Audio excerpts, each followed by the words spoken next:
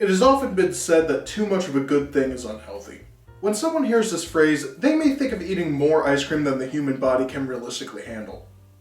Or you may think of a gym rat who works out so much that it's a wonder they don't keel over from exhaustion. But what we are here to talk about today is music. Not classical rock or jazz, but the wide and often overlooked world of novelty records. Wikipedia defines a novelty record as a type of song built upon some form of novel concept such as a gimmick, a piece of humor, or a sample of popular culture. Novelty songs partially overlap with comedy songs, which are more explicitly based on humor and with musical parody, especially when the novel gimmick is another popular song. Now, the artists that may come to your mind when I use the term novelty records are probably the giants of that circle like Weird Al Yankovic, Monty Python, Spike Jonze, the Smothers Brothers, and possibly Tom Lehrer. But this is just scratching the surface of a fantastic array of artists that have come from the past 120 odd years. Alan Sherman, The Frantics, Barnes & Barnes, Flippy T. Fishhead, Rolf Harris, and so many more. But there is one artist who you may know the work of, or at least one song, but I would be hard-pressed to find anyone that knows about his story. And his name is Jerry Samuels, better known as Napoleon XIV. And if you do know about his work, then that first statement I made in the video rings extremely true. But even if you have an inkling of his story, then there's a whole second chapter that's gone unexamined for years. So let me fill you in on Napoleon XIV and what I call the novelty of novelty. Gerald Lawrence Samuels was born on May 3, 1938 in Manhattan, New York. He seemed to have a pretty normal childhood, learning to play piano at an early age. In 1956, he recorded the songs Puppy Love and The Chosen Few for a 45 single under the label Vic Records. She holds my hand when we're all alone. I like the way she talks on the phone. My friends all say you're too young to know, for they think that it's just puppy love. This would begin his career in the music industry. In the early 60s, he would write songs for various artists, including some real hits in As If I Didn't Know for Adam Wade, As if I didn't know that you were lying, and that your game of love would cause me woe. In spite of all the times you left me crying, I played your game as if I didn't know. and The Shelter of Your Arms for Sammy Davis Jr. Nobody gives a hang for what I say or do, but you, and in the shelter of your arms, I find peace and comfort and care, for I am wanted there. Incidentally, this would be the first time Samuels used a pen name, Scott David. Jerry was considered a small but very respectable figure in the music scene during these first few years. The aforementioned two songs were chart-topping hits for their respective singers. But in 1966, everything changed. Inspired by the steady drumbeat in the Scottish war anthem, The Campbells Are Coming,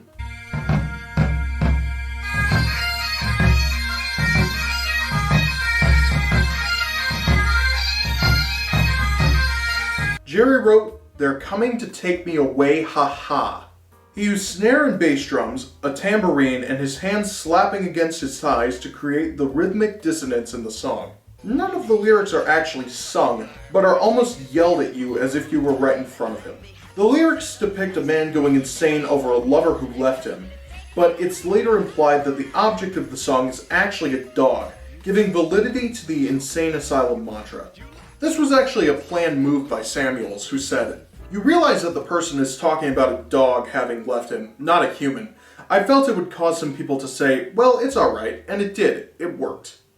But the real triumph of the song was the chorus. Using the same multi-track technology that Ross Bagdasarian had pioneered for his Alvin and the Chipmunks series, Jerry's voice would grow higher pitched as the chorus went on, while keeping the same beat of the drums and slaps. The way this was achieved was by recording the beats on one track.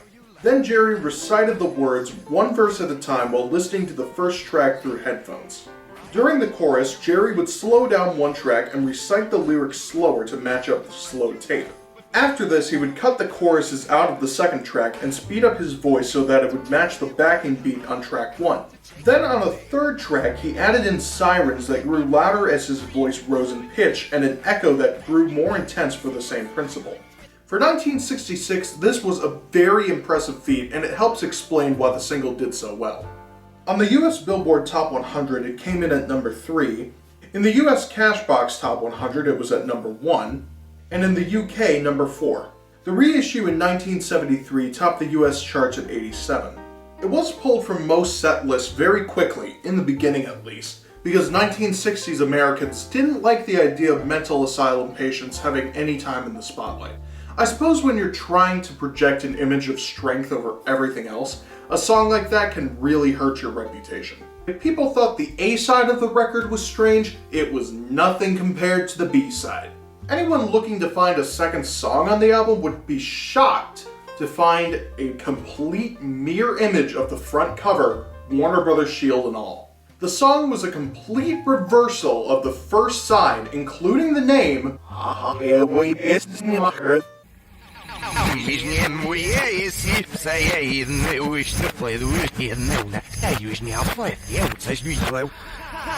It is regarded by many as the worst and most unlistenable piece of vinyl ever cut. And there is some truth to that until you remember that WAP was cut on vinyl. In any case, it is not something that requires repeat listens. Said the one who has listened to it several times in preparation for this video. The success of the single would lead Jerry and Warner Brothers Records to rush out a full album with the same name as the single. The album included songs like My Little Red Tricycle, 30 days have September, April, June, and no wonder. All the rest have peanut butter. All except my dear grandmother. She had a little red tricycle. I stole it. Bats in My Belfry, Bats in my belfry and rain on my roof. Even my teddy bear stays so aloof. Flies that go walking on leashes so long. Even my parakeet wears a sarong. Sometimes I wonder, but mostly I don't. I always say yes, but usually I won't. Elephants flying way off to the moon. Even my sundial stopped at high noon. and I live in a split-level head. I do what I want to, no worries, no cares. If anyone bugs me, I climb metal stairs. Way up to a level where astronauts tread, 'cause I'm happy I live in a split-level head.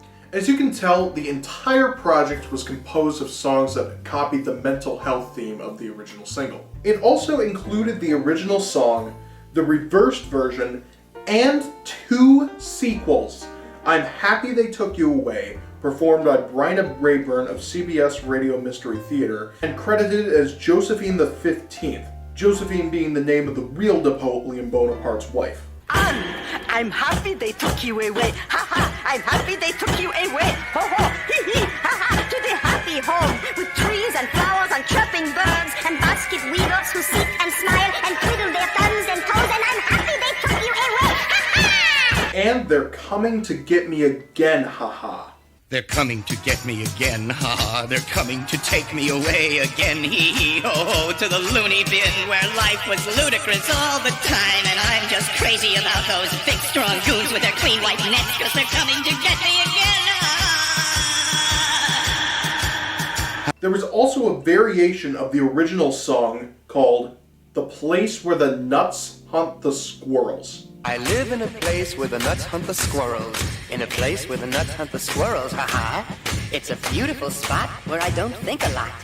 And mostly I don't think of girls like you. Hoo-ha! I don't think of girls like you. Just based on this lineup, it's very clear to see that the original novelty of They're Coming to Take Me Away, ha-ha, had worn extremely thin, if not disappeared altogether. In researching this video, I actually did not find any sales records of the full album. Now, this might be a result of poor record keeping, but I personally think that the sales were so minuscule that the project was essentially lost to time. But what is for certain is that Warner Brothers, upon seeing the poor reception of the album, decided to halt production on Jerry's second album and bolted the already recorded tracks. After the 15 minutes of fame had all but died out, Jerry led a quiet life, but he would often return to the character for performances in the Delaware Valley. The original single had a bit of a comeback in the 80s and 90s on the Dr. Demento radio program, where it was one of the most requested songs on the show. They're coming to take me away, ha-ha, they're coming to take me away, ho-ho, hee-hee, ha-ha, to the funny farm where life is beautiful all the time, and I'll be happy to... Once again, Weird Al Yankovic! After his retirement, he moved from his longtime home in the Oxford Circle to an assisted living facility in King of Prussia, Pennsylvania. Yes, that is a real place. In the last few years, the original song had another comeback through YouTube and TikTok, and a few covers, the most notable by Sloppy Jane. Coming to take me away, ha-ha, they're coming to take me away, oh, yee, ha-ha, to the funny farm, where life is beautiful all the time, and I'll be happy to see those nice young men in their clean white coats, and they're coming to take me away, ha-ha! In 2021, his original album was re-released for the first time in nearly 50 years by Needle Juice Records on vinyl, CD, and even cassettes. They not only re-released the album, but they also made merch, including stickers, t-shirts, and even a weed grinder. They also did something very surprising, but very, very welcome. They rescued and remastered the lost tapes from Jerry's second album, and they put them together on a compilation album called, and I'm not making this up, For God's Sake, Stop the Feces. This album, though compiled of lost tracks recorded separately, is much more sophisticated than the freshman outing. On the set list, there are a wide variety of song types and spoken word tracks that are essentially comedy sketches that were never performed live. There's Coming Together that depicts an orgy in process. Breathe in and out, in and out. That's it. Do you still want it? Rachel, you want Mrs. Trouble? Yes, please. Are You Ahead? Which might be the worst joke ever told, but has a very surprising ending.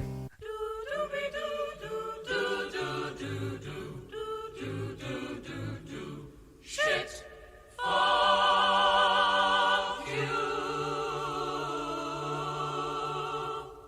The Executive, which I won't dare spoil.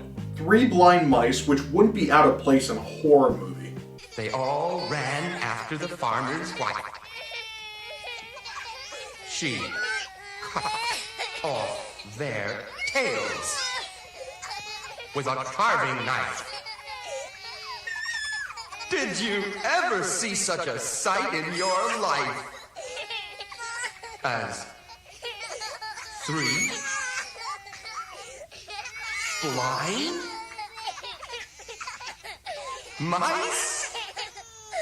I owe a lot to Iowa Pot, which you can guess what that is about. Oh, I never cared much for domestic. I would always be turning it down. But I just smoked a joint so majestic, so fantastic. It's the best stick in town. And a collection of songs that have a Tin Pan Alley vibe or sound like they were written during his initial songwriting days. Color and sound woven discreetly into one fabulous find, form fitted so neatly, so completely and sweetly combined. Maybe I will always wonder why and how, but ever since I've known you, and long as I have loved you,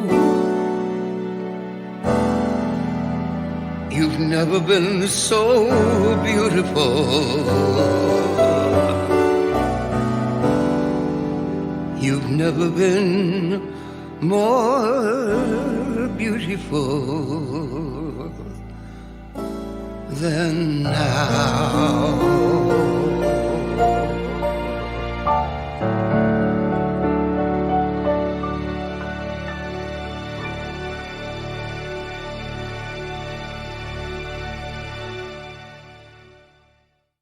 probably the best track on the album is simply titled Rape.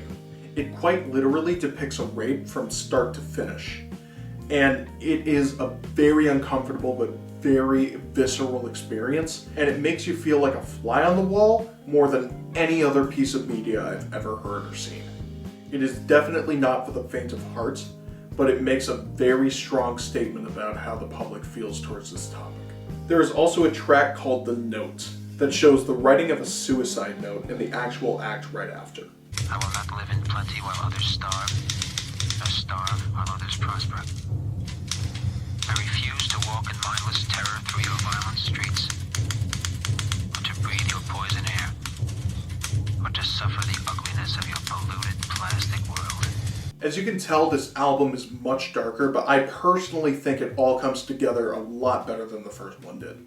It's a shame that this was not released until recently, because it's obvious that there was so much talent that was lost for so many years.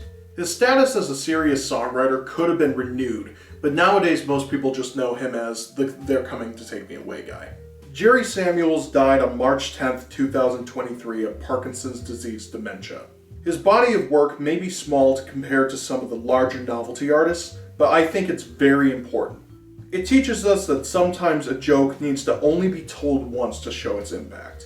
He wrote one of the greatest novelty songs of all time. He had one of the most requested songs on the Dr. Demento show, which had thousands of popular songs played and boosted. And he had a collection of songs that, if released in his prime, would have revolutionized the field of novelty and pop music even further. He was labeled as a one-trick pony, but I can safely say he was more than that.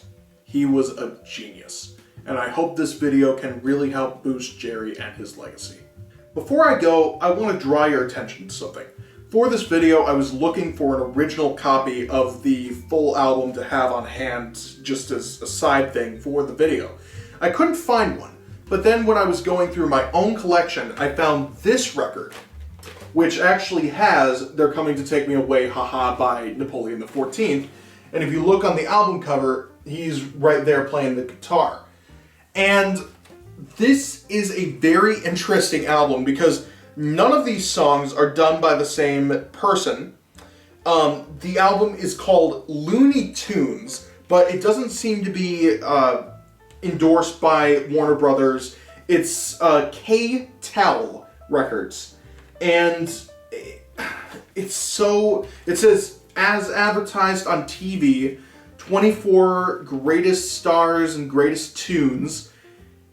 And none of this makes sense, like coherent sense, as a album, like as an official album. It seems like this is a bootleg, but I don't know. It says as advertised on TV, so I don't know if it was, because when I always thought that this album was, I've had it for a couple years. I always thought this album was like, you know, Bugs Bunny stuff, but now it's like I have no idea how this came to be, but if any of you happen to know how this came to be, please let me know in the comments, because I'd really like to know. Anyway, whole point of why I brought this up is because I wanted to play the song over my sources or end credits or whatever. So here you go.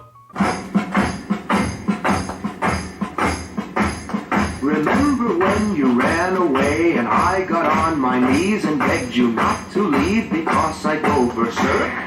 Well, you left me anyhow, and then the days got worse and worse, and now you see I've gone completely out of my mind.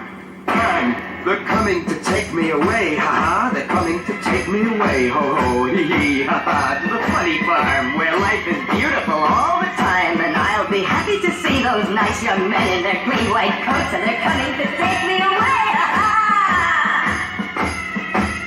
You thought it was a joke, and so you laughed. You laughed when I had said that losing you would make me flip my lid. Right? You know you laughed. I heard you laugh. You laughed, and laughed, and then you left. But now you know I'm utterly mad. And They're coming to take me away, ha-ha. They're coming to take me away, ho-ho, hee-hee, ha-ha. To the happy home with trees and flowers and chirping birds and basket weavers who sit and smile and twiddle their thumbs and toes, and they're coming to take me away, ha-ha.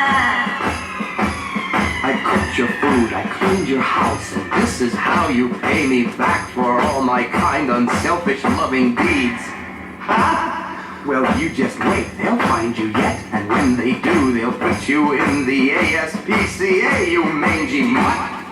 And they're coming to take me away, ha-ha, they're coming to take me away, ho-ho, hee-hee, ha-ha, to the funny farm where life is beautiful all the time, and I'll be happy to see those nice young men in their clean white coats, and they're coming to take me away, ha-ha, to the happy home with trees and flowers and chirping birds and basket weavers who sit and smile and twiddle their thumbs and toes, and they're coming to take me away, ha-ha, to the funny farm where life is beautiful all the time.